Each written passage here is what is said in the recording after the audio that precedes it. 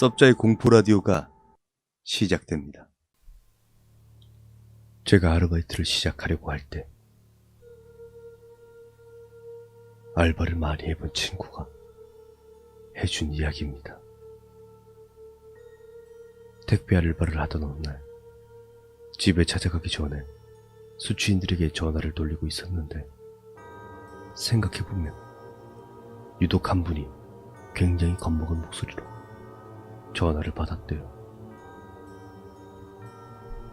친구는 원래 말투가 무뚝뚝한 데다 전화할 곳도 많아서 우물쭈물하는 와중에 뚝 자르고 고객님, 택배가 갈 건데 집에 계시나요? 라고 물어봤다고 합니다. 이번에도 상대방은 우물쭈물하며 대답을 회피하다가 기어들어가는 목소리로 집에 있다고 대답했답니다.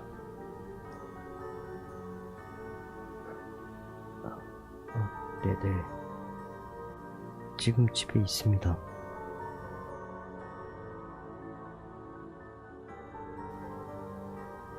끊으려고 하니 이 상황에도 상대방이 지금까지와는 달리 정확한 목소리로 예, 택배 문 앞에다 놓고 가세요. 라고 했답니다. 그런데 막상 가보니 대학가에 있는 아파트인데다 마침 등교 시간이었는지 학생들도 많고 통행도 많았답니다. 문 앞에 놓고 갔다가 분실되면 독박 쓸 것 같아서 굳이 문을 두드리고 택배 왔다 하면서 주인을 불렀다고 합니다.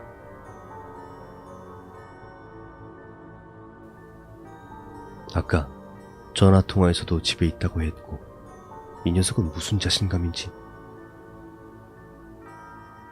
큰 소리로 문을 두드리며 집주인이 나올 때까지 불렀다고 합니다. 결국 집주인인 여자가 나왔는데 문을 조금 열고 문에 반쯤 몸을 기대서 절반 정도는 보이지 않았대요. 꽤 예쁜 편이어서 얼굴에 눈이 갔는데 눈매가 참 친구에게 아기를 가지고 있는 것처럼 선뜩하더래요. 뭐 그런 째려보는 느낌. 박스가 꽤 무겁고 여자가 예쁘니까 괜한 친절로 거실까지는 가져다주고 싶었지만 워낙 눈빛이 무서워서 현관문 앞에다가 놓고 돌아섰대요. 마침 같은 층에 소주인이 3명이나 있어서 다시 다른 집 문을 두드리고 나오길 기다리다가 슬쩍 방금 여자 쪽을 봤는데 박스가 무거우니까 여자가 손에 들고 있던 식칼을 박스 위에 놓고 박스를 안으려 하고 있었대요. 즉 여자는 현관문에 가려져 있던 왼손으로 식칼을 숨기고 택배를 받았던 거죠.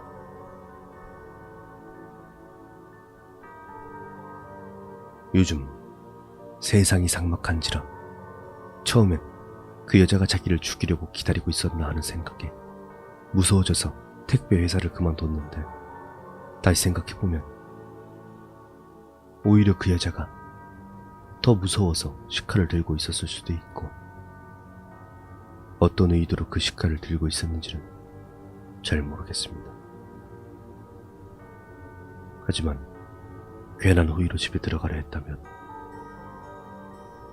저는 친구에게 이 이야기를 들을 수 없었을지도 모르겠네요.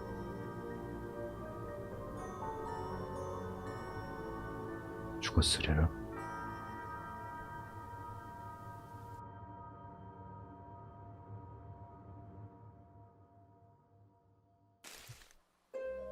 이누나키 터널은 1926년 개통된 일본의 왕복 2차선 도로 터널이며 후쿠오카 지역의 이누나키 고개를 통과한다. 433m의 이누나키 터널과 1560m의 신 이누나키 터널로 나누어 있는데 현재는 신 이누나키 터널만 이용이 가능하다. 구 이누나키 터널은 1926년 개통되었고 길이가 433m로 1994년 신 이누나키 터널이 개통되며 그와 동시에 폐쇄되었다. 심지어 무단으로 넘어갈 경우 일본 법률에 의거해 처벌받는다고 한다. 공식적으로는 구 이누나키 터널이 폐쇄된 이유는 들어가는 도로의 폭이 좁고 급커브가 심해 위험하며 근처 일부 지역에서 절벽 붕괴 등의 위험성이 발견되었다. 또한 터널 부근에 쓰레기의 불법 투입이 잦다는 것과 폭주족들의 집합 장소가 되며 잦은 교통사고와 살인사건 등이 있다고 밝혔다. 특히 사고자들의 증언 중엔 귀신 때문이라는 증언이 이상하리만큼 높았으며 일설에 의하면 구 이누나키 터널엔 일본 귀신이 아니라 한국 귀신들이 많다. 또한 기모노가 아닌 한복을 입고 있으며 터널 안엔 낙서가 많이 쓰여 있는데 한국어로 된 낙서가 많다고 한다. 자, 지금부터 이누나키 터널의 괴담에 대해 이야기하겠다. 지금으로부터 10년 전 후쿠오카 현에 있는 유명한 고개에 갔을 때 이야기야. 친구 A군과 B군, 나를 포함해서 총 3명이 새벽 1시에 이누나키 고개에 도착했지. 목적은 유독 겁이 많았던 친구 B를 놀래키기 위한 계획이었고 자물쇠가 잠겨있던 철판을 넘어 터널을 향했어. 손전등은 A가 들고 있었고 상당히 으스스하며 나도 겁을 잔뜩 먹었지만 강한 척을 하며 올라갔어. 터널에 도착하니 우리들은 묘한 소리가 들린다는 걸 깨달았지. 터널 안에선 아이가 물장구를 치며 노는 듯한 찰박찰박한 그런 소리가 났고 겁이 많던 B군은 벌써부터 울고 있는 거야. 그렇게 울던 B는 우리를 보며 이렇게 말했어. 이제 돌아가자. 그만. 응? 그냥 가자. 이렇게 이야기했고 나도 무서웠기에 그 말에 동의하며 돌아서려는데 갑자기 A 친구가 손전등을 든 채로 터널 안으로 달려가더라고. 우리는 A의 갑작스러운 행동에 혼란에 빠졌어. A를 쫓아가야 하는지 아니면 터널 입구에서 기다려야 할지 고민했고 B군은 일단 돌아가자고 했지만 A의 차를 타고 왔으니 A에게 무슨 일이라도 생기면 우리들도 돌아갈 수 없다며 B군에게 설득했어. 소리의 정체는 어이없었지. 터널 안은 물이 많이 새서 물웅덩이에 물방울이 떨어지는 소리가 이상하리만큼 누가 찰박찰박하는 그런 소리가 났던 거였어. 안엔 낙서투성이로 이미 많은 사람들이 왔다 간 것이었고 우린 3명이서 웃으면서 집으로 돌아갔지. 하지만 그 이후에 일이 벌어졌어. 이 이야기를 남동생에게 했더니 뭐야? 치사하게 자기네들끼리만 가고. 나도 갈래. 나도 가보고 싶단 말이야. 라고 말하길래 토요일에 A와 남동생, 나와 셋이서 한 번 더 가게 되었어. 당시 남동생이 저녁에 일을 했기에 우린 다 같이 낮에 그곳으로 갔지. 똑같이 갔던 길을 향했는데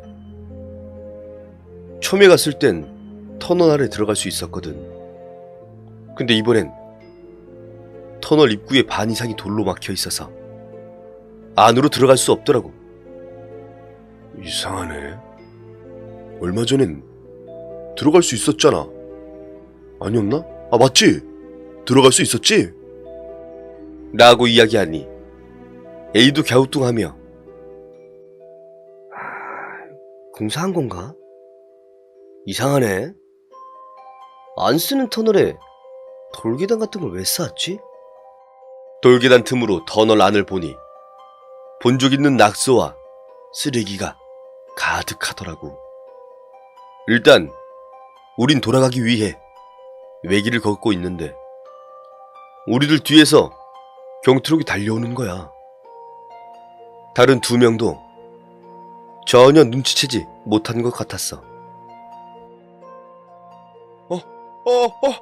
위험해! 누군가가 소리쳤고 우린 얼른 피했어. 트럭 안엔 한 할아버지가 타고 있었지만 우리가 그 앞에 있었는데도 불구하고 클락션도 안 울리더라고. 거기다가 사과도 없이 언덕길을 달려서 가버렸어.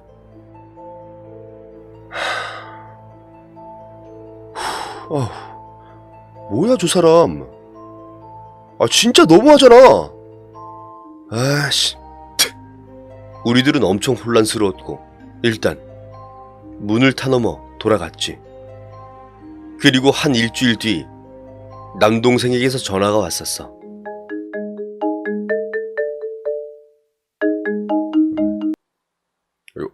여보세요? 형, 왜? 뭔가 이상하지 않아? 그날 호러 특집 기사들을 보니까 이누나키 터널은 돌계단으로 막혀 있었대. 근데 어떻게 들어갔었다는 거야? 거기다가 그 할아버지 말인데 경트럭은 도대체 어디로 간 거야? 그 터널은 외길에다가 다 막혀 있었잖아. 에이, 아니야. A도 기억하고 있었잖아. 우린 정말 그 터널에 들어갔었다고. 거기다가 그 할아버진 거기 사는 사람이라 새끼리 있었겠지. 하지만 난 그 말을 하며 깨달았어. 짐승들이 다니는 샛길 정도야 있었겠지만 한밤중 헤매지 않고 한 길로 갔으니 터널까지 갔었던 거겠지. 도대체 우린 과학적으로 설명할 수 없는 이런 일들을 겪은 건 어떻게 설명할 수 있을까? 그리고 그 할아버지가 우리에게 경고했던 것은 아니었을까?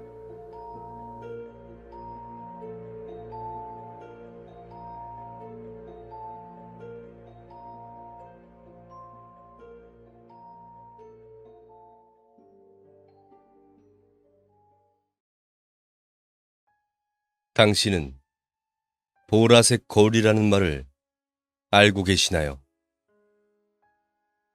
이 말을 알고 있는 사람은 20살이 되는 생일이 되기 전까지 이 말을 잊어버리지 않으면 거울 속 세계로 끌려 들어가 죽어버리고 만다는 이야기가 있다고 합니다.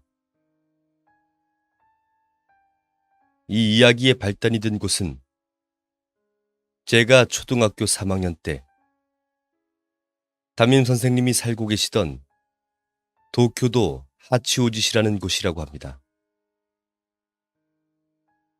옛날 하치오지시에는 나병 환자, 격리시설이 있었다고 하는데 나병 환자들은 불치병과 같이 취급되어 생활하고 있었다고 합니다.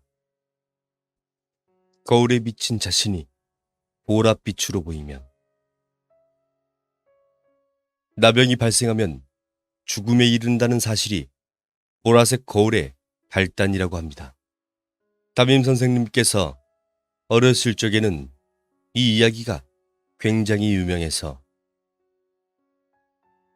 지금 A군이 보랏빛으로 보였어. B군이야말로 보라색 옷 입고 있잖아. 같은 이야기들을 농담처럼 이야기하면서도 두려워했다고 합니다. 쉬는 시간이 되면 학교에서 거울 앞에 서보기도 했는데 자신이 보랏빛이 아니라는 것을 확인하는 걸 즐기고 있던 때 갑자기 A군이 지금 거울 속에 내가 웃었어. 라고 말했습니다. A군은 자주 웃는 편이잖아. 잘못 본 거 아니야? 마침 수업 종이 울려 다들 웃으며 교실로 돌아갔지만 A군만이 파랗게 질린 얼굴을 하고 있었습니다. 선생님은 당시 어렸음에도 불구하고 뭔가 좋지 못한 예감이 들었고 A군에게 괜찮을 것이라고 달래주었습니다. 다음날 사태가 일변했습니다. A군이 학교에 나오지 않은 것이었습니다. 선생님, A군은 결석인가요? 교실에 누군가가 질문했습니다. 그러자 선생님께서는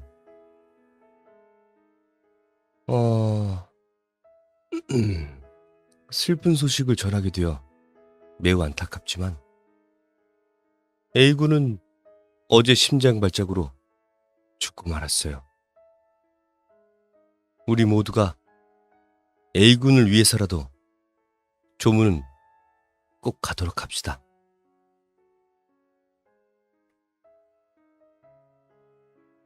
반 아이들이 동요하던 중에도 선생님은 감이 왔습니다. 그날 점심시간, 평소와 같이 친구들과 모여 있을 때 이야기했습니다. 어제 A군 말이야. 거울 속에 자신이 웃었다고 말했잖아. 무슨 관계가 있는 거 아닐까? 주변의 친구들은 그럴 리 없다며 두려움에 떨면서도 강한 어조로 부정했습니다. 선생님 자신이야말로 믿고 싶지 않았습니다. 하지만 혹시 조문 때 가족들과 함께 A군의 집에 갔는데 모두 까만 옷을 입고 있어서 까마귀 무리를 본 것 같았습니다. 꽃을 올리고 향을 피운 선생님이 말했습니다. A군이 보고 싶어요. 아주머니, 마지막으로 헤어짐의 인사라도 주고받고 싶어요. A군을 보게 해주세요.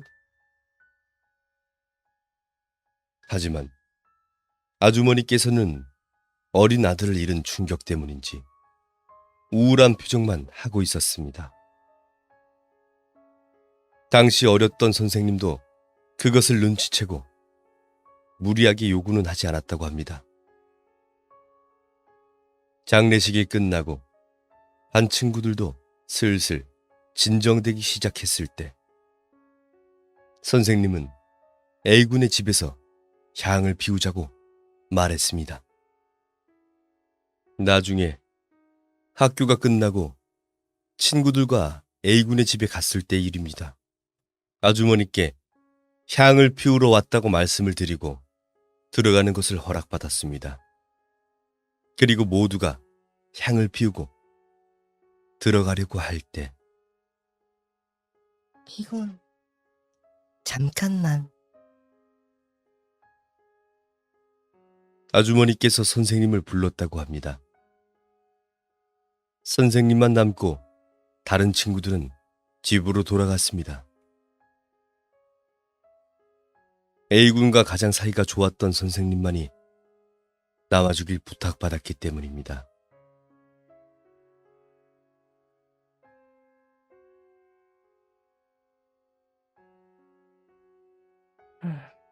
사실 우리 아들이 죽은 날 처음 발견한 사람은 나야. 아주머니는 계속 말씀하셨습니다.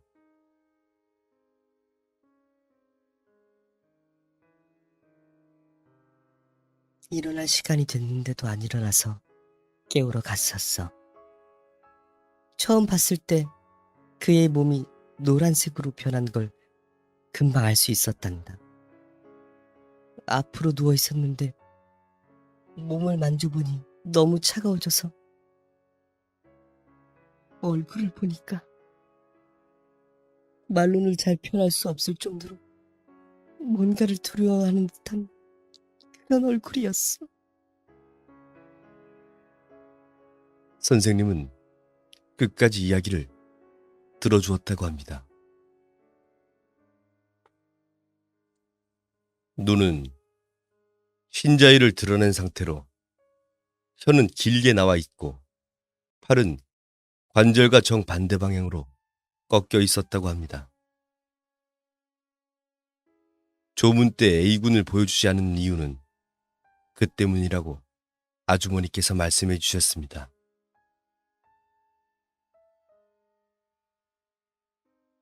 선생님은 대학생이 되어서도 향을 피우러 가긴 했지만 A군의 죽음이 점점 잊혀져 가게 되었는데 당시 소속되어 있던 동아리에서 꽤 인기가 있어 가장 귀여운 여자아이와 사귀고 있었다고 합니다. 선생님의 가족들이 여행 때문에 집을 비운 틈을 타 여자친구를 집에 불렀고 둘이서 TV를 보며 좋은 시간을 보내고 있었다고 합니다. 선생님이 욕조에 들어가고 다음으로 여자친구가 들어왔는데 세면대에서 머리를 말리고 있던 여자친구가 갑자기 이런 말을 했다고 합니다.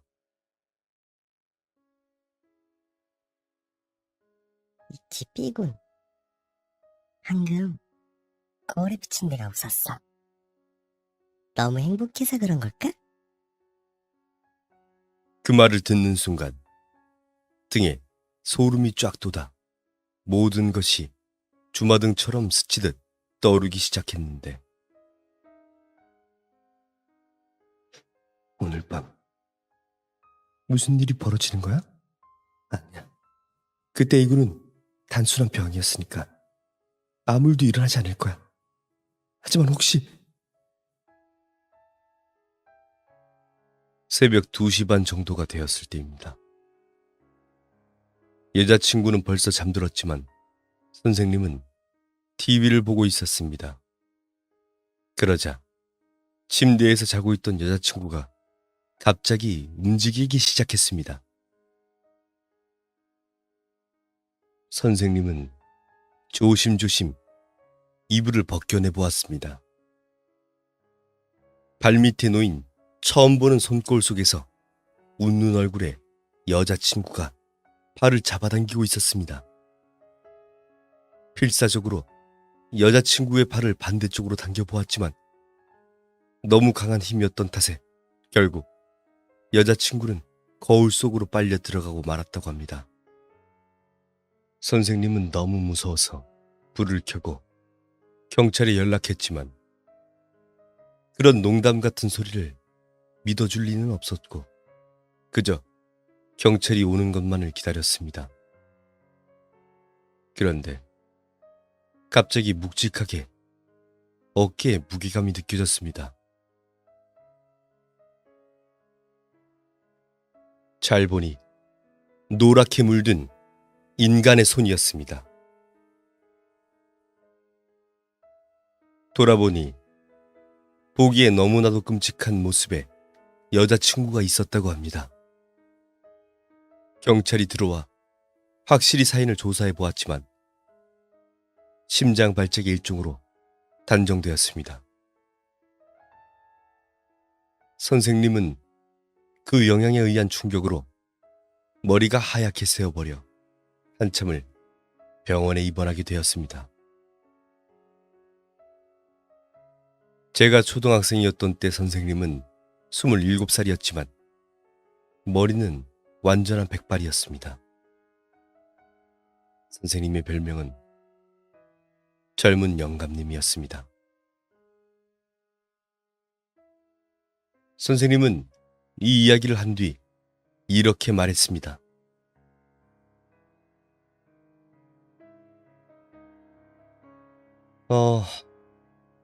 누구든 평생 한 번은 겪을 상황입니다. 혹시 거울 속에 자신이 미소 지었다면 절대로 아무에게도 말하지 마세요. 그리고 두려워하지 말고 상냥하게 미소를 지어주세요. 라고 눈물을 흘리며 말하는 모습에 초등학생인 반 친구들 모두가 진짜라고 생각하게 되었습니다. 이 이야기를 모르는 친구가 친구들 사이에서 거울 속에 내가 웃었다 라고 말한 뒤 심장 발작으로 사망했다는 이야기가 주변에서도 한 번 있었습니다. 미소진은 거울 속의 자신은 거울뿐만 아니라 수면이나 유리, 또 이야기를 나누고 있는 사람의 눈에도 비칠 때가 있었다고 합니다. 혹시 내가 모르는 사이에 미소 짓고 있는지도 모릅니다. 미련하게 거울 속의 자신에 대한 이야기를 남에게 이야기하지 않는 편이 현명할 것이라고 생각합니다.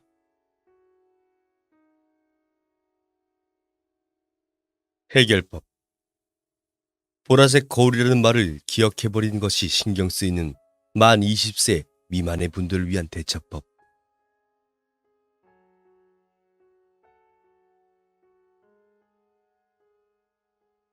하나. 하얀 거울을 소리내어 읽는다. 둘. 수정이라는 말을 기억한다. 이 말을 기억하는 것만으로도 아무 일도 일어나지 않는다고 한다. 3. 보라색 거울은 홍콩할매급으로 유명한 미신 괴담임을 기억한다. 4. 그래도 무서우면 엄마 손을 꼭 잡고 잔다.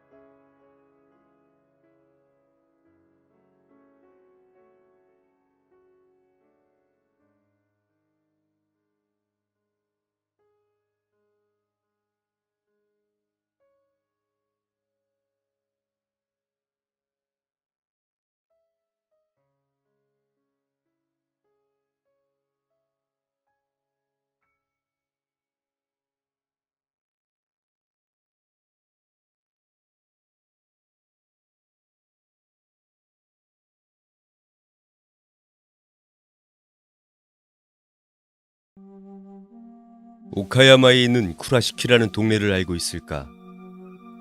오컬트판 보는 놈이라면 뚜껑 이야기하면 아는 사람이 더 많을지도 모르겠다. 거기 미간지구라는 관광지가 있다. 나는 일 때문에 그 근처를 종종 거닐곤 한다. 아이비스퀘어라고 지역에서는 유명한 호텔 옆을 지나 수제 전병집을 지나 외국인 대상으로 기모노나 조리 같은 걸 파는 가게가 널린 대로를 지나 수로로 향하는 게 내가 다니는 루트다. 바이러스 때문인지 아무리 평일이라지만 그날따라 사람은 거의 없었다. 기념품이나 먹을거리 파는 노점들도 쉬는 날인지 문을 닫은 건지 알 수가 없었다. 수로를 운행하는 나룻배에도 관광객의 모습은 보이지 않았다. 미간지구가 통째로 죽은 것 같구나 하고 멍하게 있자니 배가 한쪽 움직이는 게 보였다. 하지만 손님은 타고 있지 않았다. 노젓는 연습이라도 하는 걸까? 별 생각 없이 나는 계속 지켜보았다. 움직임으로 보아하니 사공은 꽤 나이 먹은 노인인 듯 했지만 삿갓을 쓴 탓에 얼굴은 그림자져서 보이지가 않았다.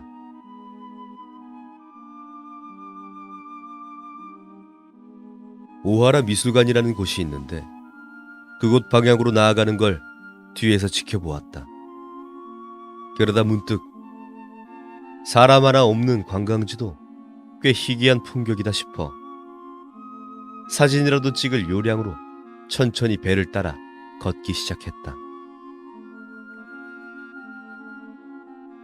조금만 더 가면 다리도 있고 사진 찍을 구도가 나올 테니. 다리 근처와 강과 버드나무를 찍으며 배에서 눈을 뗐지만 아마도 3분 채 되지 않았을 것이다. 하지만 그 사이 배는 사라지고 없었다. 배가 없으니 당연히 사공도 없다. 배가 나아가던 방향은 지나가지 못하게 경계를 세워둔 곳이었다. 그렇다고 무태 상륙한 것도 아니다. 주변에 아무것도 없으니 배를 끌고 올라왔다면 그야 한눈에 알 수 있을 터였다. 수로에 백조는 떠 있는데 배는 없다.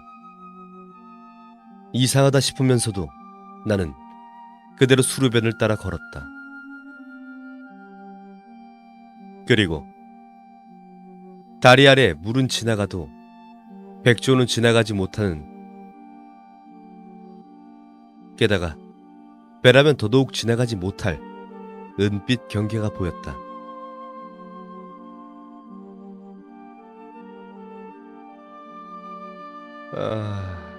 역시 못 지나가겠지. 개폐식이라도 있던 것도 아닐 테고 하며 보고 있는데 갑자기 경계 너머에서 사람 얼굴이 쑥 나타났다. 에! 하고 이상한 소리를 내며 반사적으로 뒷걸음질 쳤다. 누가 강 아래에 떨어지기라도 한 건가 싶어 경계 너머 쪽으로 돌아가 살폈다.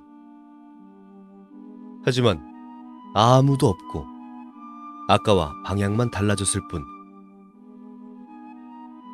나는 머릿속이 혼란스러워졌다.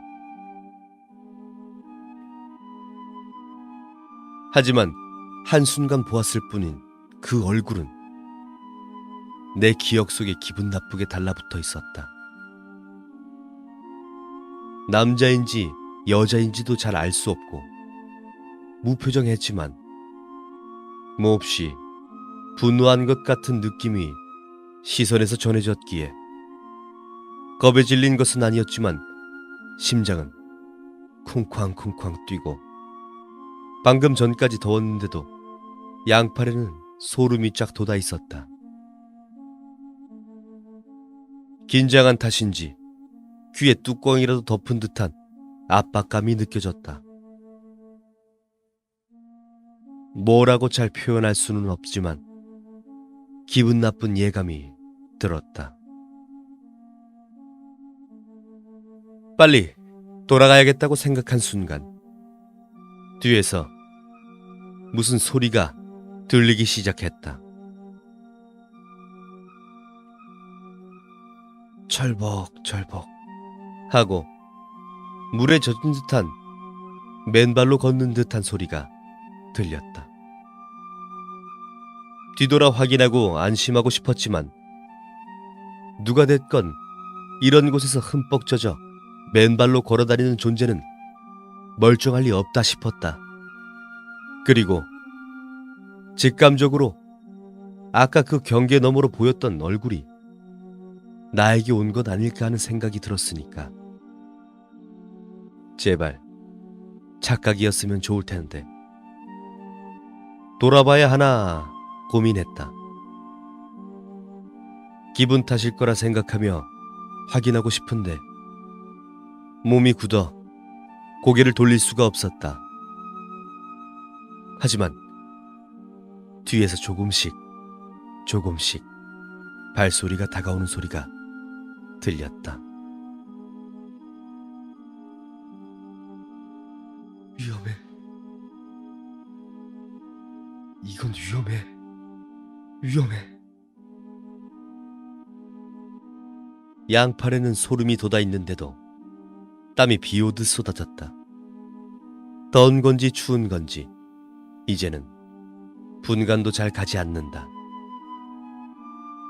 그렇게 움직이지도 못한 채 몇 분이나 서 있었을까. 뒤에서 다가오는 것과는 다른 철썩하고 물을 가르는 소리가 들려 반사적으로 그쪽을 보니 배가 이리로 오고 있었다.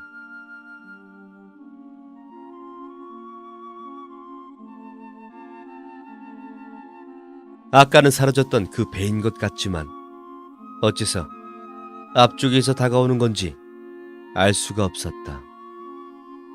배는 내 근처, 아까 그 경계 앞에서 멈췄다.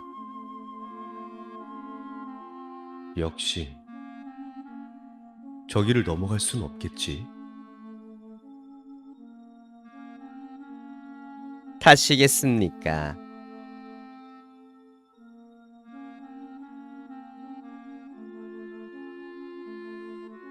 사공이 그렇게 물었다. 의외로 쉬지 않은 조금 높은 목소리였다. 눈앞에 있는데도 고개를 수그리고 삿갓을 써서 역시나 얼굴은 보이지가 않았다.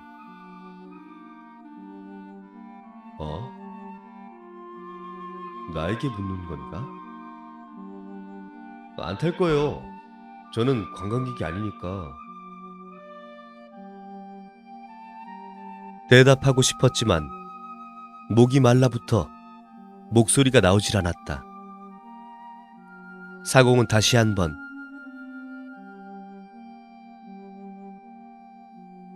타시겠습니까?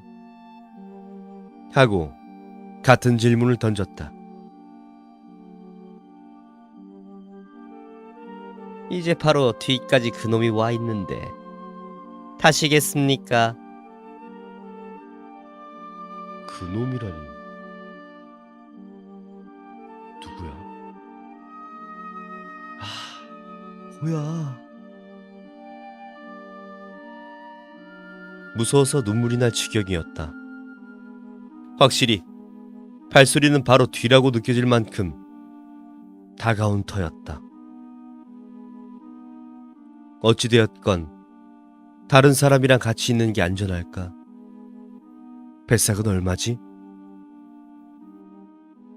돈 걱정을 하면서도 나는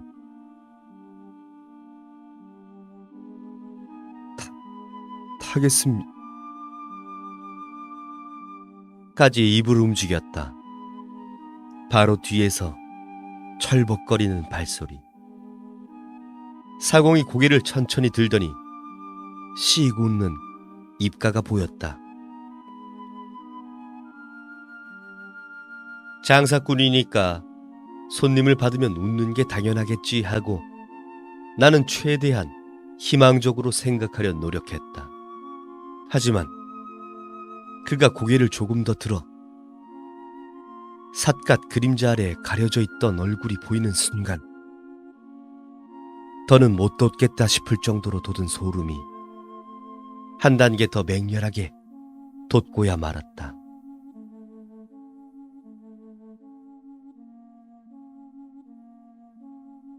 타시겠습니까?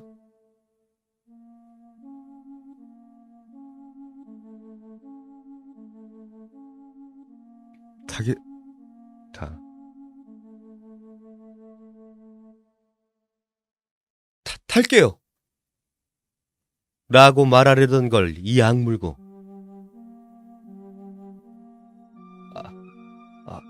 안 타요!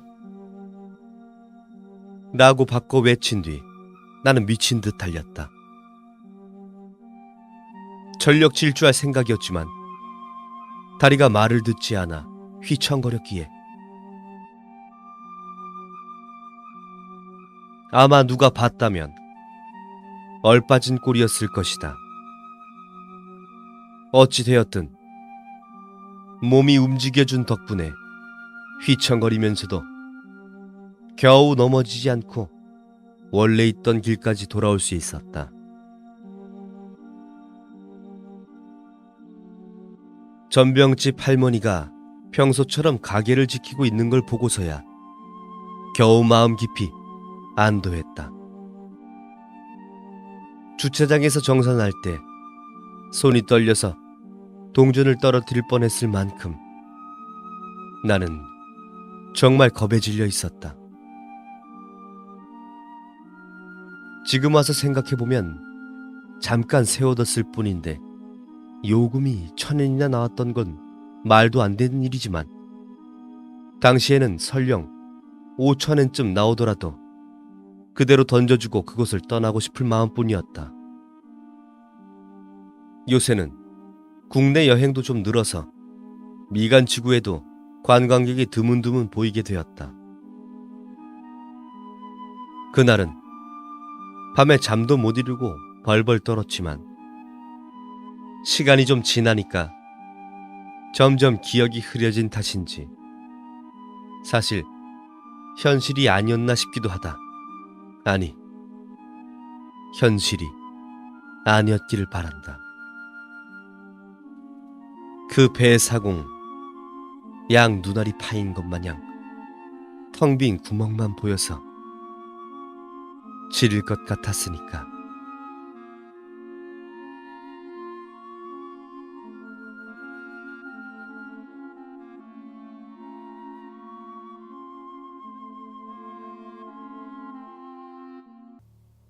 일본 오사카, 부 히가시 오사카시와 나라 현 이코마시 사이에 1914년 4월 18일에 개통한 철도 터널입니다.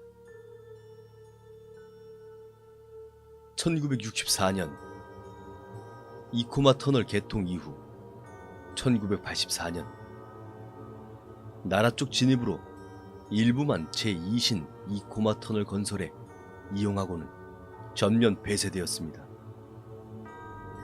일본의 건설회사인 오바야시 구미에서 준공한 터널로 총 연장은 3,388m, 추호선의 사사코 터널 다음으로 긴 터널이었으며 일본 최초로 표준궤관의 터널이었습니다.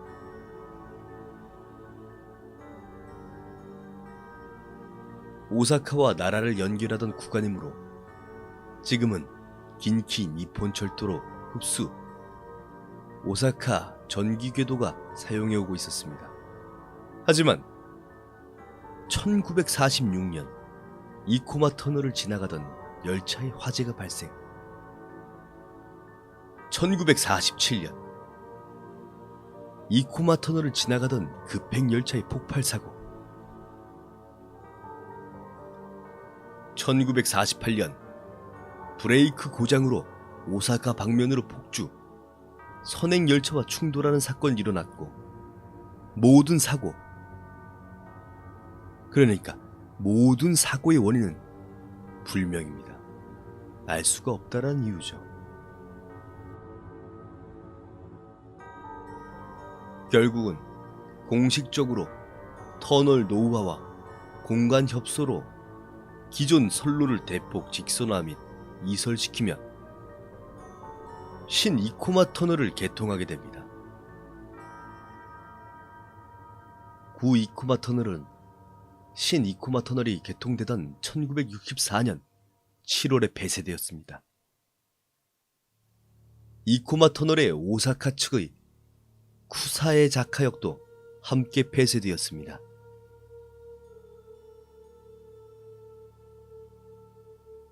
이후엔 1983년까지 새로 생긴 신 이코마 터널만 사용했으나 1984년 게이 한나선이 개통하며 구 이코마 터널의 나라 측 입구를 재활용하여 400m 정도 구간적으로 비상 대피소로 사용하고 있습니다.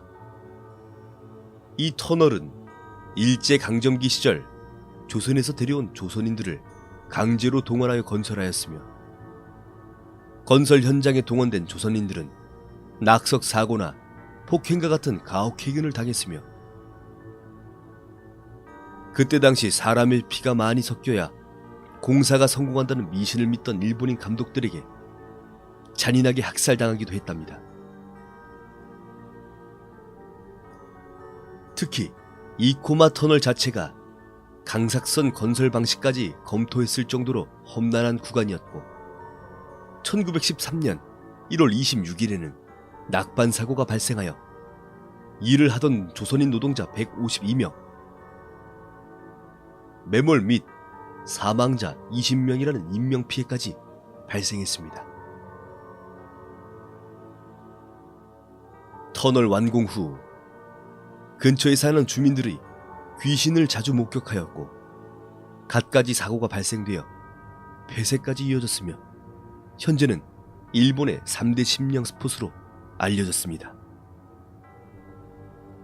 터널 옆엔 조선인들이 세운 보덕사가 있으며 사찰 내에는 1977년 긴키 니폰 철도와 지역 인사의 지원을 받아 세워진 한국인 희생자 무연불위령비가 당시 공사에 참여했던 조선인들의 넋을 기리고 있으며 1922년 스미 작가의 다리 없는 강이라는 책에 이코마 터널에서 억울하게 죽은 조선인들의 한 때문에 잇따른 사고가 발생한다는 내용이 담겨 있어 더욱더 조명되고 있습니다. 하지만 논란이 된 직후엔 일본 정부는 노코멘트로 일관 중입니다. 스미 작가에 의한 기이한 일에 의하면 이코마 지역에 살았던 증언자들이 말하기를 당시 동원되었다가 살아남은 조선인 노동자들의 행방이 묘연해졌으며 그 근처엔 조선 한복에 상투를 튼 형상의 귀신을 목격한 사람이 굉장히 많으며 터널 벽에 저절로 써지는 한글 낙서를 보았다는 사람이 한둘이 아니라고 합니다. 또한 보수공사를 실시해 이코마 터널을 쇄신하려고 했지만 작업만 시작하면 일어나는 사고들과 계속되는 인부들의 귀신 목격담, 그리하여 결국은 출입 금지선을 했다고 합니다.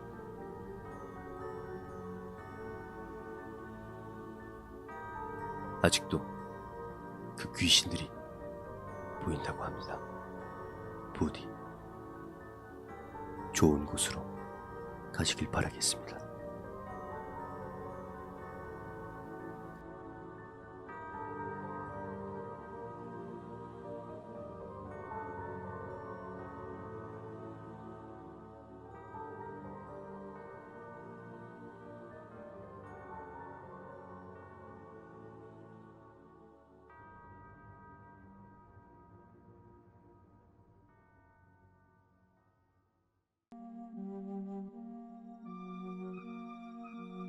오늘은 까마귀에 대해서 이야기해 줄게.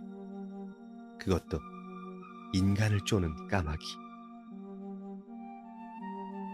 인간을 쪼아먹는 까마귀는 즉시 죽여야 한다. 하지만 그런 까마귀는 본 적 없는데 까마귀는 보통 인간이 가까이 가면 도망가잖아? 본 적 없으면 괜찮아. 대신 발견하는 즉시 죽여. 왜냐고?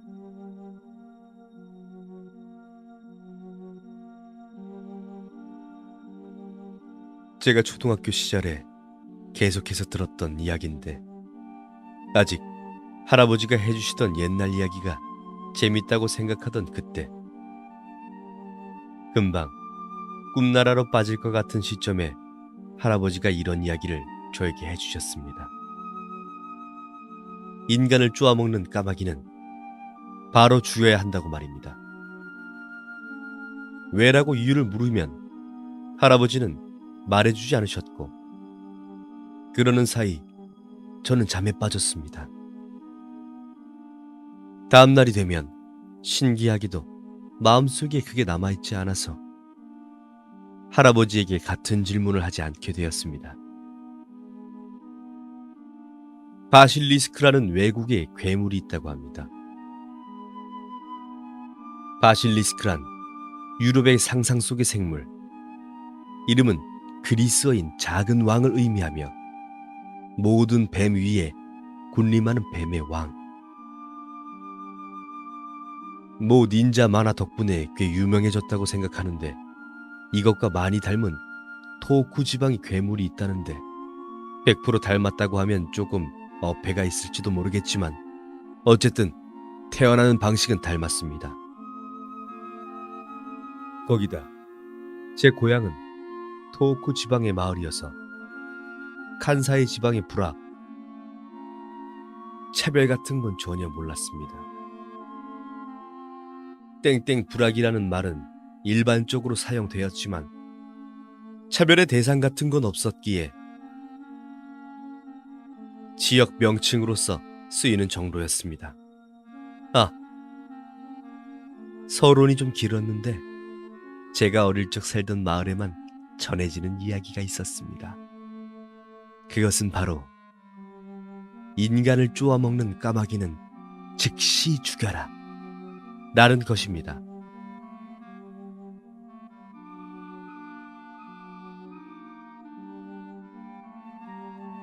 이 이야기는 제 고등학생 시절로 거슬러 올라갑니다. 인간을 쪼아먹는 까마귀를 찾았다. 지금부터 죽이러 갈 테니까 너도 도와. 라고 같은 반 친구 하나가 저에게 말해왔는데 이 말을 들은 저는 싫어. 부활동하느라 지쳤어. 그리고 까마귀 같은 건 그냥 둬도 되잖아. 라고 무신경하게 제가 대답하자 안 돼. 마을 남자들이 총 출동해서 까마귀를 찾아다니고 있어. 너도 같이 찾아주지 않으면 곤란해.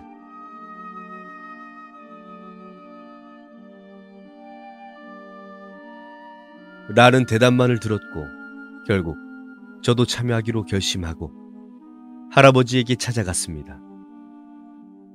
이후 할아버지로부터 받은 장갑을 끼고 커다란 낫을 받았는데 할아버지에게서는 땀과 밭일을 하고 난 사람의 특유의 냄새가 났습니다. 할아버지, 일하고 나면 바로 씻어. 냄새 난다고. 오늘은 거름을 주고 왔으니까 냄새 나는 거야. 뭐 어쩔 수 없지. 씻는다고 해도 거름 냄새는 사라지지 않는다고, 연서가. 이런 이야기를 하며 할아버지와 그때의 저는 근처 숲까지 걸어갔습니다. 당시 시골길은 신선한 풀냄새와 강렬한 비료의 향기가 섞여서 지독하다는 표현의 냄새가 항상 있었습니다.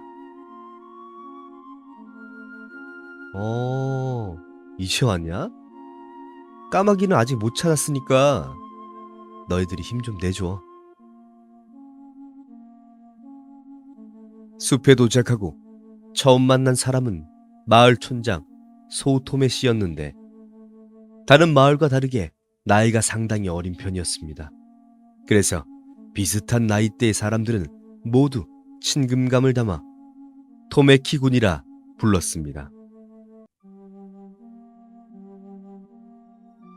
토메키 군, 안녕? 그 까마귀는 이 숲에서 발견한 거야? 뭐야, 할아버지한테 이야기 못 들었어?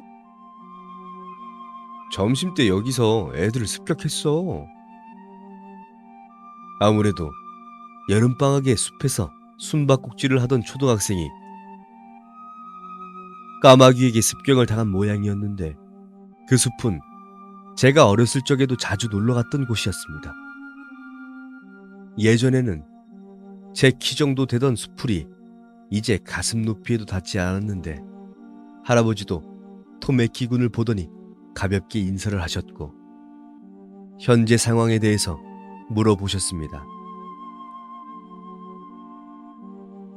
토메키 군, 마을 남자들 중에서 올 수 있는 놈들은 전부 온 거지. 사냥감은 잘도 잡으면서 까마귀도 못 잡은 거야? 인간을 노리는 건 멍청한 까마귀들 뿐인데도 말이야. 그야 그렇습니다만 애들이 습격당하고 난 뒤 바로 어딘가에 숨어버려서 그게 쉽지가 않습니다, 어르신.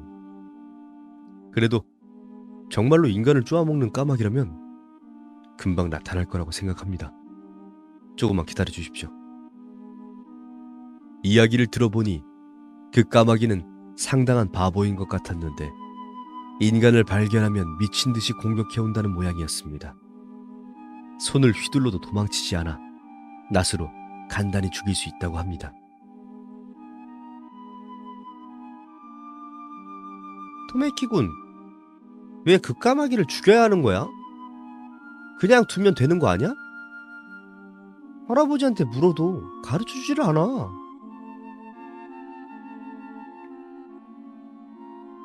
뭐 가르쳐도 되긴 하는데 너 아직 학교 다니잖아. 애써 복잡한 일에 신경 쓸 필요 없어. 말로 전하는 건 안 돼. 직접 보여줘야지. 보여준다고? 그 까마귀를? 아니야. 그러니까 어쨌든 말로 전해주는 건 안 돼. 나처럼 성인 이후에도 이 불악이 살 거라면 그때 보여줄 테니까.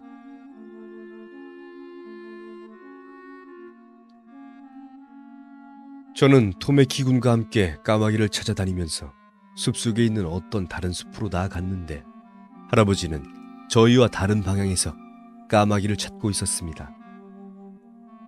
숲속까지 들어가니 더 이상 비료 냄새는 나지 않았고, 저녁 때 특유의 서늘한 풀 냄새로 가득했습니다.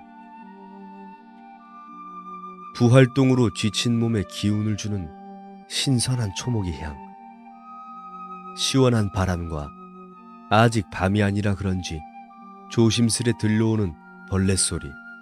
그래서인지 그때는 위기감 같은 건 전혀 없었습니다. 말하자면 부활동으로 지쳐서 무거운 신체 회복 시간이라고 생각했는데, 하지만 그 기분을 깨는 소리가 들려왔습니다.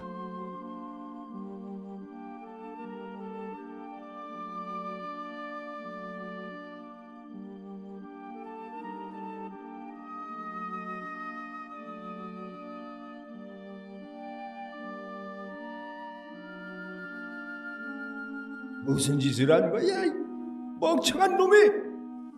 바보 같은 녀석. 들려온 것은 저희가 있는 위치에서 동쪽 방향, 석양이 보이는 곳에서의 반대 방향이었습니다. 할아버지 목소리야. 그런 것 같네. 무슨 일이지? 바로 근처에서 소리가 들린 것 같긴 한데, 여기서.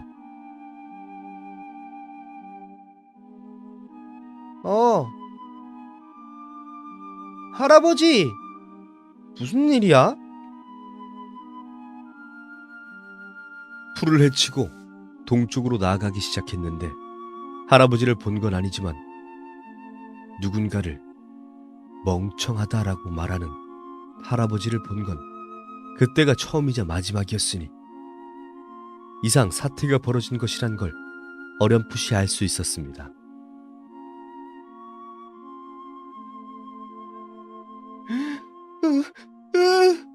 죽었어.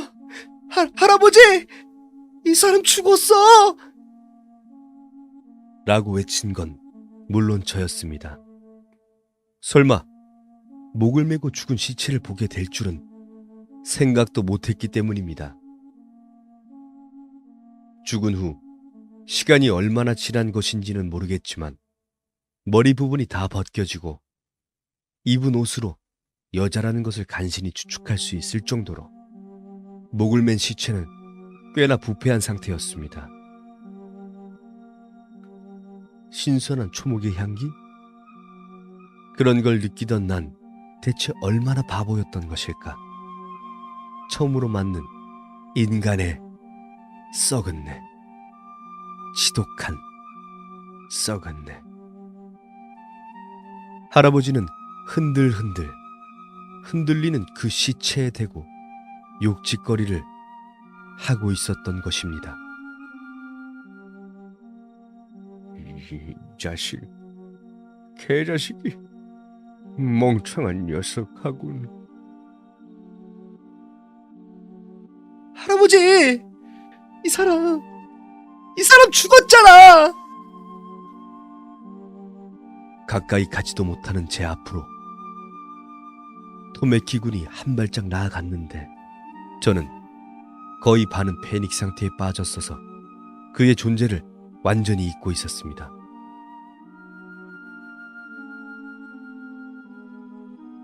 토메키군은 아무 말도 없이 시체를 향해 가지고 있던 낫을 던진 후 그 역시 화를 내기 시작했습니다.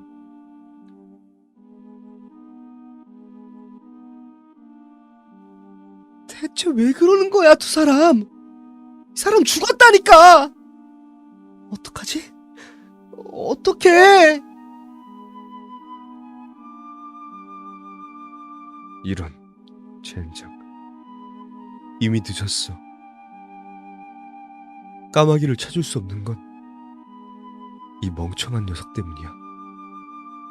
이 녀석 때문에.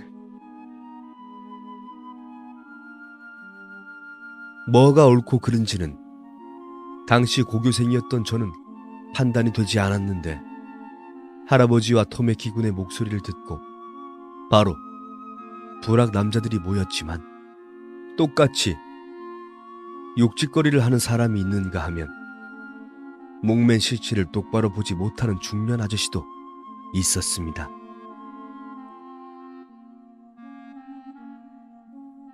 이제 곧 밤이 되는데 아마 내일쯤 될 겁니다. 모두 될 수 있으면 오늘 중에 거미를 찾아야 합니다. 꽤 흥분한 상태여서 그런지 토메키군은 침을 튀기며 모두에게 말했고 이후 저희들은 슬슬 숲을 빠져나가 집으로 돌아가기 시작했습니다. 현관 앞에서 아버지가 기다리고 있었는데 아버지는 직장에서 막 돌아온 참이었는지 아직 넥타이를 하고 계셨습니다. 할아버지로부터 상황을 전해들은 아버지는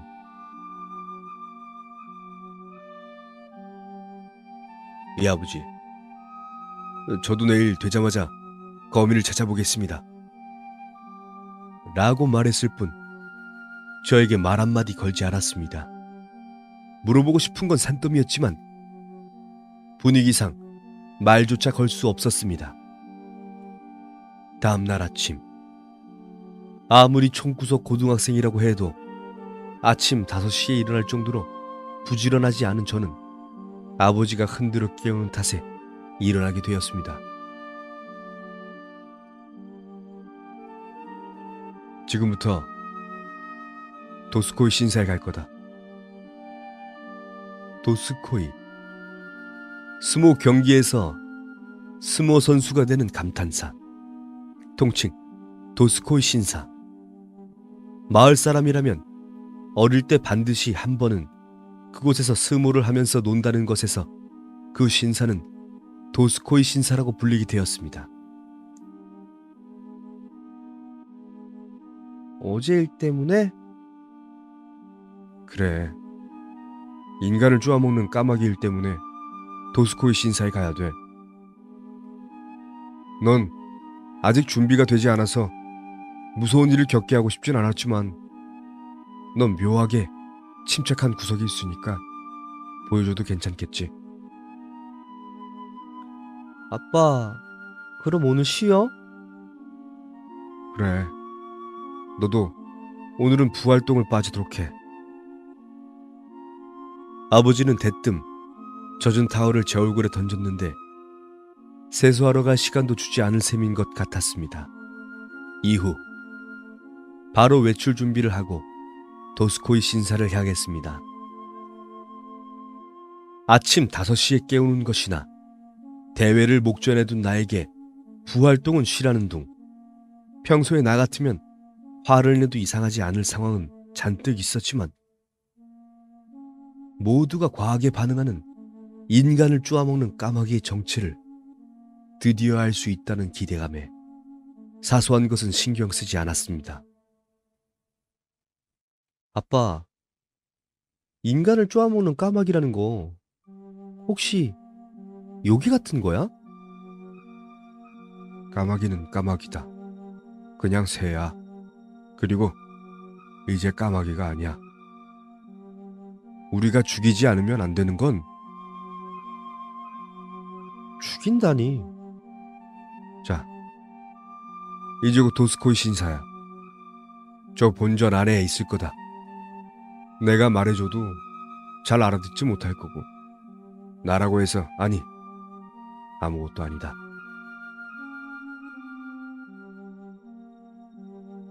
본전, 신을 모시는 주된 신전. 언제 받은 건지 아버지는 금세 열쇠를 꺼내 본전 문을 열었는데 문을 여니 희미하게 향냄새가 났습니다. 본전 안에는 신위밖에 없었습니다. 신위. 신령이 머문다고 생각되는 예배의 대상물이다. 막상 신위가 있어야 할 그릇 안에는 아무것도 없었고 나머지는 그냥 평범한 방처럼 보였습니다. 아무것도 없는데? 아무것도 없냐? 아무것도 없어. 아무것도 어? 그때 회중 전등 불빛 끝에 희미한 그리고 확실한 위화감이 있었는데 갈색일 것임에 분명한 본전 벽 곳곳이 까맸습니다. 오래돼서 생긴 얼룩인가? 아니, 그렇지 않았습니다. 확실히 인위적인 곡선이었는데 벽 한 면은 물론이거니와 천장까지 그려진 거대한 그림. 이건 그림이었습니다. 벽의 그림을 빛으로 따라가며 그 그림이 무엇인지 보았습니다.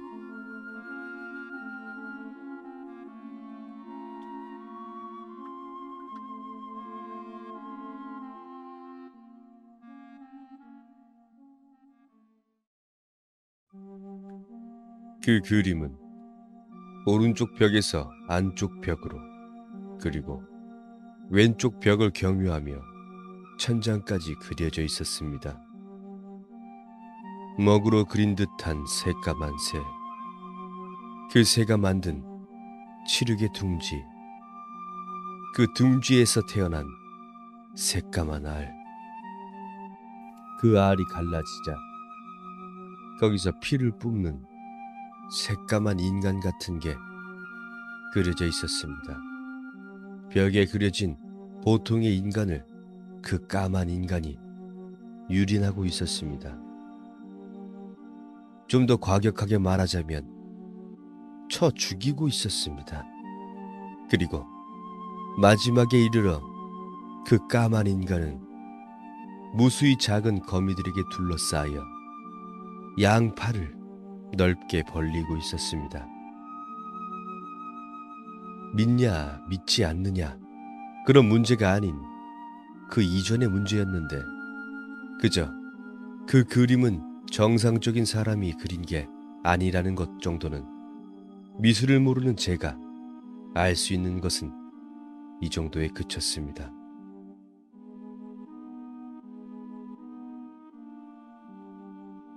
뭐야, 이 그림 기분 나빠. 라고 아빠에게 말을 했고, 이 말을 들은 아빠는 신사 입구에 있는 비석 있잖아. 그게 유창하게 읽을 수는 없더라도 고등학교 정도 되면 조금은 이해할 수 있잖아. 구전에서는 안 된다는 내용이 쓰여 있어. 그래서 그림으로 전한다는 거야? 그래. 실망할지도 모르겠지만 할아버지도 토메키 군도 진실에 대해서는 몰라. 하지만 옛날 사람은 엄격했잖아. 너보다도 나보다도. 할아버지가 까마귀를 무서워하는 건 어쩔 수 없는 거야. 요컨대 이 그림은 선조가 그린 괴물에 대한 방어책인 것입니다. 아빠, 이 그림 전하고 싶은 말이 뭔진 알겠는데, 근데 잘 모르겠어. 그렇겠지. 나도 그랬어. 나도 가르쳐줘.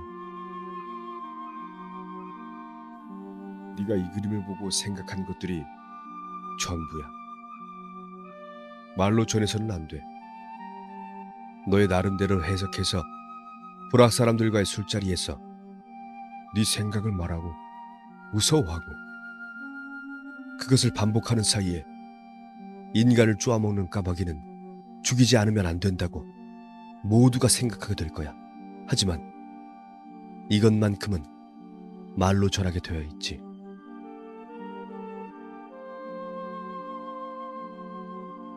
아버지는 그렇게 말하고는 검지로 아래를 가리켰는데, 그것을 따라 회중전등을 비춰보니 커다랗고 두꺼운 글씨로 인간이라 쓰여 있는 것이 보였습니다. 이건 뭐라고 읽는 거지? 이건 진칸이라고 읽어. 지금부터 죽여야 하는 거다. 정확히 까마귀는 인간을 쪼아먹는 게 아니라 머리털을 노리고 있는 것입니다. 인간의 머리털만으로 까만 둥지를 만들기 위해서라고 그때 저는 생각했습니다. 그날 저녁, 마을의 모든 집 현관 앞에 거미줄이 쳐 있었습니다.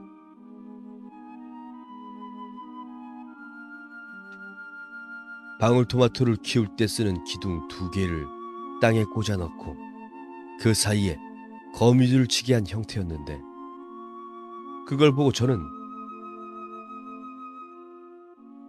이상한 종교 집단 같아.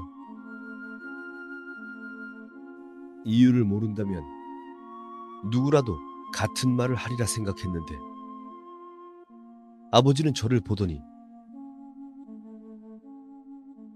사람이 필사적으로 되면 말이야, 이렇게 하지 않으면 죽을지도 모른다고 생각하면 의외로 된단 말이지. 아까 그 그림대로라면 진칸을 속이는 것은 검이란 뜻이야? 그래, 다들 그렇게 생각하고 있어. 그 그림 그린 사람 정말 머리가 나쁘네. 문장으로 남기면 됐을 텐데. 네 말이 맞아. 하지만 분명 머리가 나쁘니까 문장으로 남기지 못했던 걸 거야. 아버지와 저는 일단 가장 큰 무당 거미를 잡아다 거미줄을 치게 했고, 할아버지는 다른 집에 거미집을 만드는 것을 도우러 갔다고 했습니다.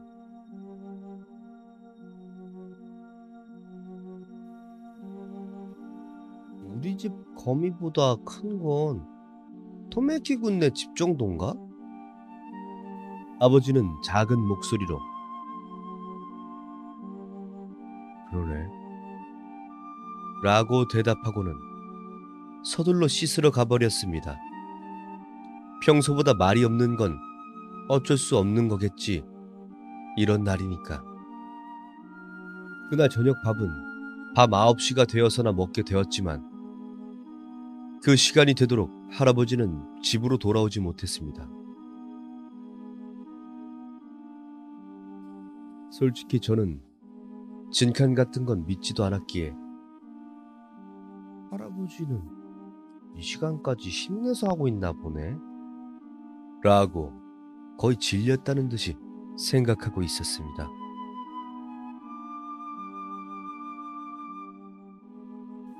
큰일이야.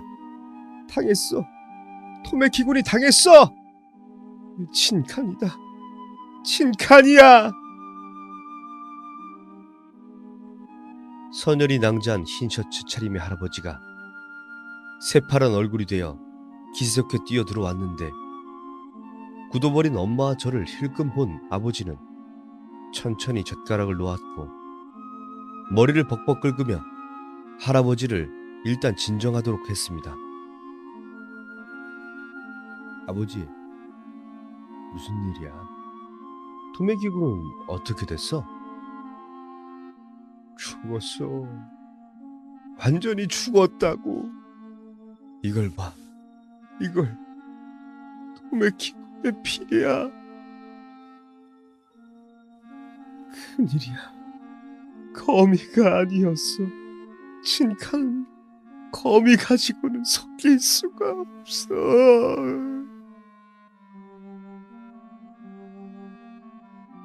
아버지, 진정해. 토메키 군네 가족은 어떻게 됐어? 그 집에 작은 손자도 있었을 텐데.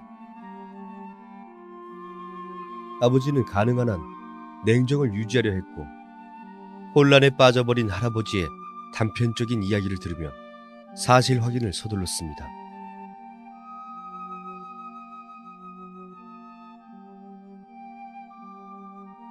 가족들은 모두 마을회관에 도망친 덕분에 살았어. 그러니까 마을회관에서 순찰을 마치고 온 나한테 토메키짱이 상태를 봐달라고 했어. 토메키군은 이미 당해버렸어. 당하다니, 어떤 상태였는데? 구멍투성이었어. 피를 내뿜고 있었다고. 할아버지가 그때 떠올린 광경은 대체 무엇이었을지 할아버지는 이내 그 자리에서 토를 하고 말았습니다.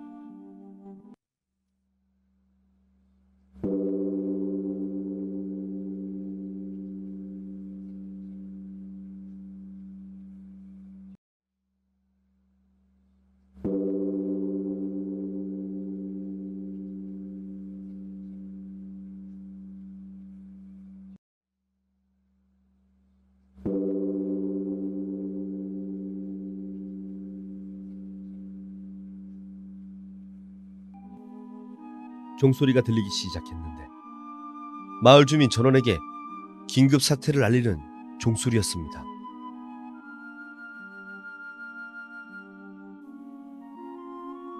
마을회관으로 가자. 오늘은 모두가 한자리에 모이는 거야. 지키는 거야. 그렇게 말한 것은 할아버지인지 아버지인지 어머니인지 아니면 나였는지 확실히 기억하지 못하는 건 그 직후의 충격이 너무 컸기 때문입니다. 아버지, 어디서 냄새 안 나? 응? 그러게. 무슨 냄새가 나네. 이거 최근에 맡은 적이 있는 냄새 같은데? 최근이 아니라 바로 어제 맡은 것입니다. 죽은 인간이 썩은 그 지독한 냄새. 할아버지에게서 죽은 사람 냄새가 나. 내가 아니야. 이 냄새는 밖에서 나는 것일 게다. 아버지는 기세 좋게 일어나 헛간을 향해 뛰었는데 어머니는 변함없이 망연자실한 상태로 나갈 준비를 하지도 않고 그저 앉아있기만 했습니다. 현관문을 두드리는 소리가 들렸는데 무슨 일인가 싶어 할아버지도 저도 문 쪽을 보고 그대로 굳어버렸습니다. 일순의 정적. 뭐야? 지금까지 조용히 있던 어머니가 입을 연 순간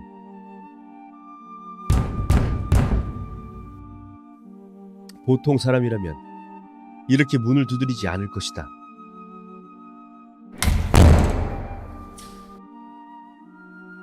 문이 부서졌는데 우리가 지금 있는 거실은 현관에서 복도와 맹장지를 끼고 바로라서 그것이 눈앞에 나타나기까지 금방이었습니다.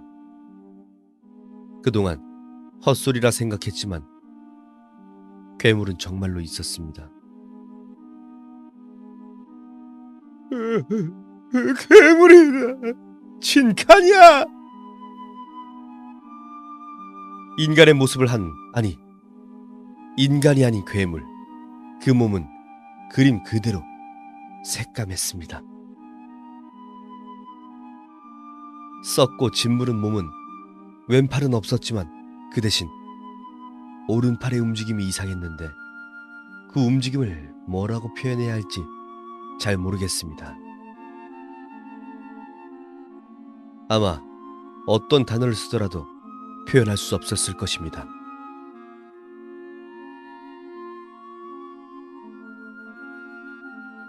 이런 괴물을 정말 거미로 죽일 수 있을 것이라고 생각했던 건가? 진칸을 보고 정말 혼란에 빠진 건 어머니셨는데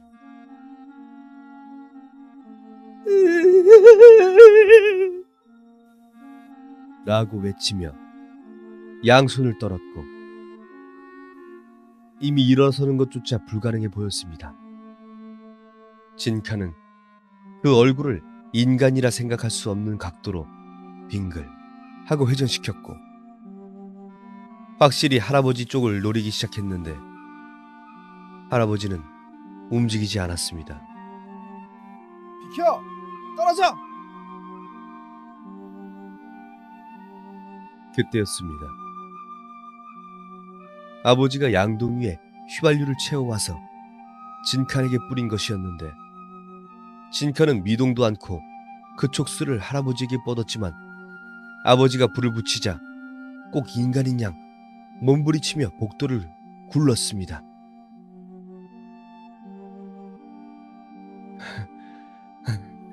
이게 위루형이 아니라면 이걸로 죽지 않을 리 없어. 죽일 수 있다면 죽지 않는 것도 이상해.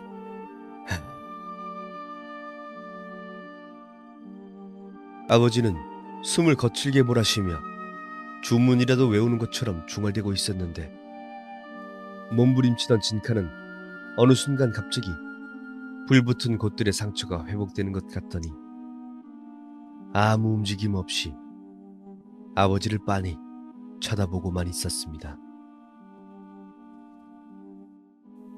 순간 다시 저희들을 향해 다가올 것처럼 보이다 멈췄는데 처음에는 그 이유를 몰랐지만 진칸의 바로 앞엔 작은 황금색 거미가 있었습니다. 진칸과 그 황금 거미는 서로 대치한 채 전혀 움직이지 않다가 이내 진칸이 몸을 돌려 집 밖으로 나갔는데 거미는 몸을 돌려 잠시 저희 쪽을 바라보더니 창문을 통해서 밖으로 빠져나갔습니다.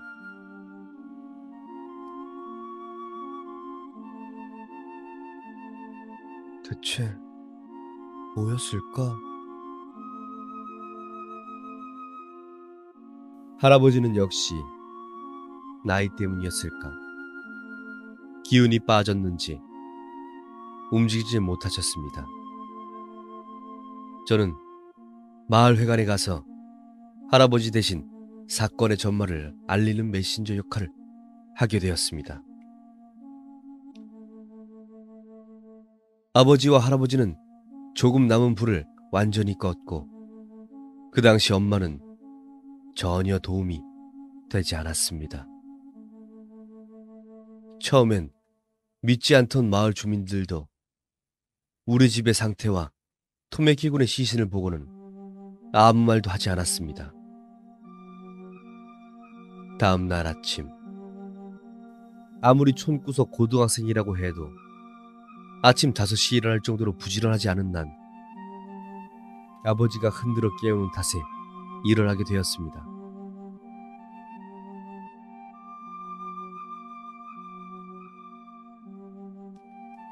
지쳤을 텐데 미안하다. 지금부터 도스코이 신사에 다시 갈 거야. 어제 일 때문에? 어제와 완전히 같은 대화. 하지만 신사로 가는 동안 아버지는 자신이 생각하는 것을 알려주었습니다. 그 그림 말이야. 난 예전부터 생각한 게 있었어.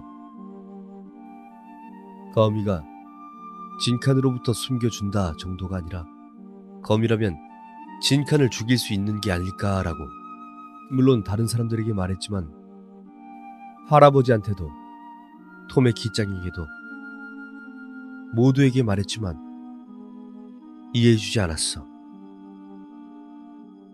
왜 나와 같은 생각을 하는 사람이 없는 것인지는 알 수가 없었어. 그렇게 말하니까 그렇게 보일 수도 있겠네. 그렇게 아버지와 저는 다시금 신사에 그려진 그림을 보기 시작했는데 아빠, 나 지금 생각했는데 왜 그래? 이 이야기 천장에서부터 시작하는 거 아니야? 이 그림은 오른쪽 벽으로부터 읽으면 까마귀가 낳은 알에서 피를 뿜는 진칸이 부화하고 인간들을 살해한 후 마지막에는 거미에게 죽임을 당하는 이야기가 되지만 천장에 있는 그림으로부터 읽으면 거미를 부리는 진칸은 인간을 죽이고 마지막에 까마귀가 낳은 검은 알에서 피를 뿜으며 죽는다는 이야기가 됩니다.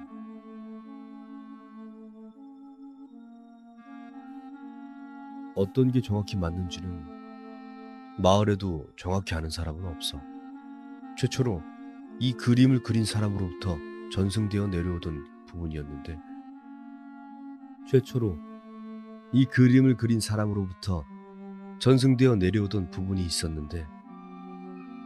어느 데에선가 그게 실존된 부분이 있었다고만 알고 있어.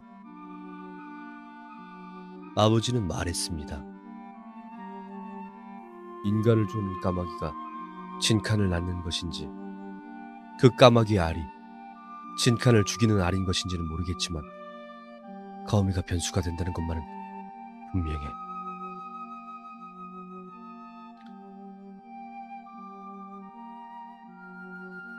정말로 그런 것인가 아니면 틀린 것인가? 지금 시간이 한참 지나게 되어서도 잘 모르겠습니다.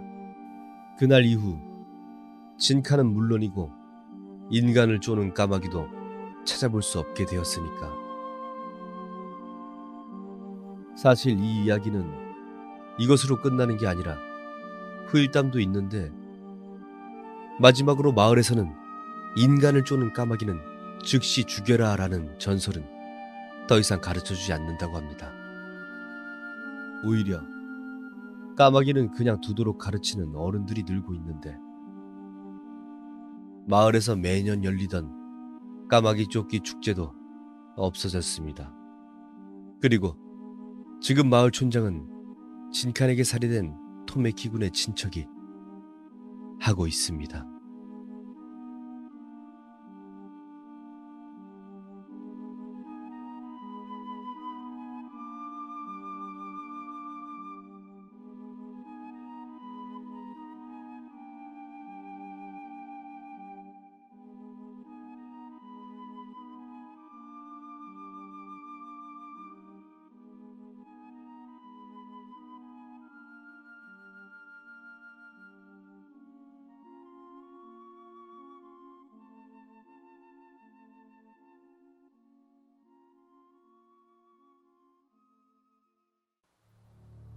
일본 오키나와에는 유령이 곧잘 출몰한다는 장소가 있다고 합니다. 그래서 영감이 강한 사람은 절대 가지 않는다고 하는데 이번 이야기의 주인공도 그다지 그 장소에 가고 싶지 않았다고 합니다. 하지만 심령 현상을 좋아하는 친구에게 부탁받아 마지못해 동행하게 되었다고 합니다. 만약을 대비하여 그녀는 작은 봉투에 소금을 담아 주머니에 숨겨서 한밤중에 친구와 함께 그 장소로 갔다고 합니다. 그녀가 간 곳은 전쟁 때 많은 사람들이 죽은 그 장소로 으스스한 분위기가 절로 나는 곳이었습니다. 그곳의 입구에는 거대한 문이 있어서 소름이 돋는 경험을 하면서 그쪽 문을 통과했는데 그때 중년의 남자가 갑자기 뒤에서 그녀를 추월해 갔다고 합니다. 그리고 그녀에게 살며시 속삭였습니다. 소금은 소용없어. 그리고 남자는 사라져갔고 그녀는 정말로 무서워져서 돌아가고 싶었다고 합니다. 하지만 역시나 친구에 이끌려 반울음 상태로 가고 있었는데 그녀들의 앞에서 걷고 있는 한 여자가 손수건을 떨어뜨렸다고 합니다. 그녀는 그것을 주우면서 저기요. 이거 떨어뜨리셨어요. 라고 말했습니다만 그 여자는 그녀를 지그시 바라보며 내가 보여? 과연 그 둘은 어떻게 되었을까요?